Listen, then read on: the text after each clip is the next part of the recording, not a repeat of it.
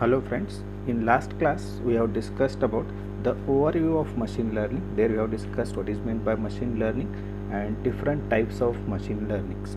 Now the next thing we are going to discuss how we can use this machine learning to get the intelligence from the big data which is generated in IoT network. Now with the basic principles of machine learning, we can say that the machine learning is must for getting the intelligence from the big data of your IoT network.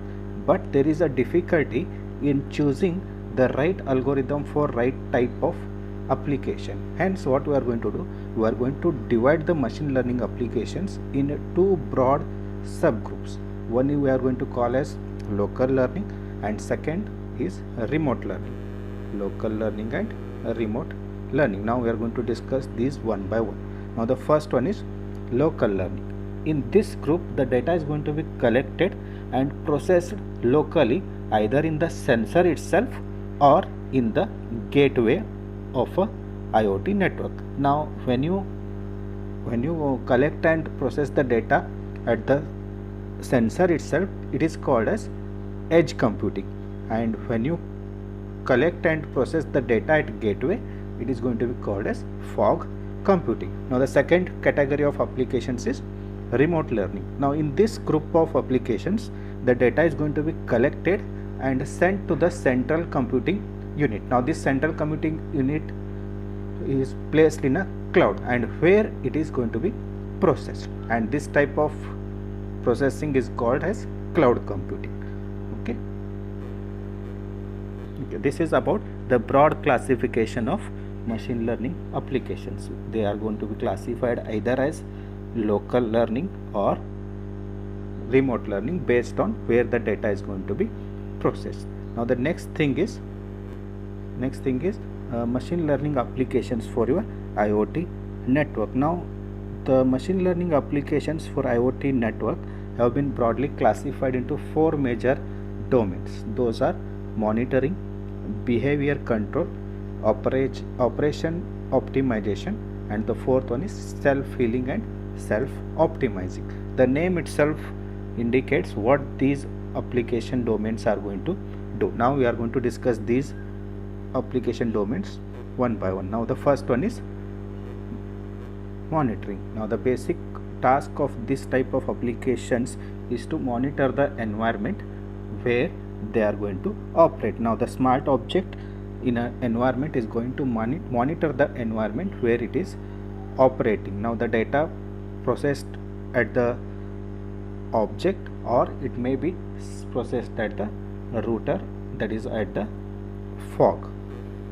Now the examples for this type of applications are your temperature sensor, humidity sensor, then pressure of a pump. All these are the examples for monitoring applications. Now the second category of applications is behavior control. Now in this type of applications, now just monitoring is not sufficient. Here it also has to control the behavior of a particular object. Now for example, when given a set of parameters reach a targeted value, it has to take some action. For example, in a greenhouse, if a temperature rises above 40 degrees Celsius, it has to start the cooler automatically. Such type of applications are come in this category, behavior control. Now the third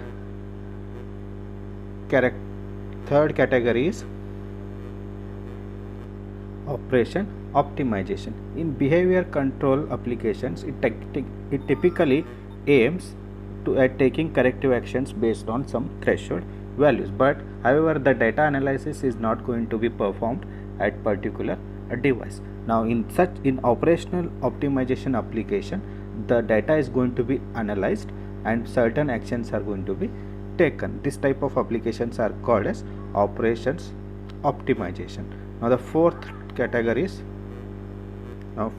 type of application is self-healing and self-optimizing. Now this type of applications are going to identify certain problems, and they are also identifying the solutions for such problem, and this is the fast developing application of your machine learning, which is called as deep learning, and this type of machine learning applications are going to trigger the changes in machine behavior and operations optimization. In this type of applications, the machine is going to machine is going to learn itself, and it is going to take some necessary actions also. Hence it is called as self-healing, optimizing applications. Now these are the four different applications. These are the four different categories of machine learning applications. And the next one is predictive analysis. When data from multiple systems is combined and analyzed together, the predictions can be made about the state of the system. For example, transportation examines the case of sensors deployed on a locomotives. Now multiple smart objects measures the pull between carriages, the weight on the each wheel, and the multiple other parameters to offer a form of cruise control optimization for a driver. This type of analytics is called as predictive analytics. Now at the same time, the cameras can observe the state of the track ahead, and audio sensors analyze the sound of each wheel, and multiple engine parameters are measured and analyzed. All this data can be returned to a data processing center at the cloud that can recreate a virtual twin of each locomotive. This is how the predictive analytics works. Okay, remaining things we will discuss in our next video. Thank you.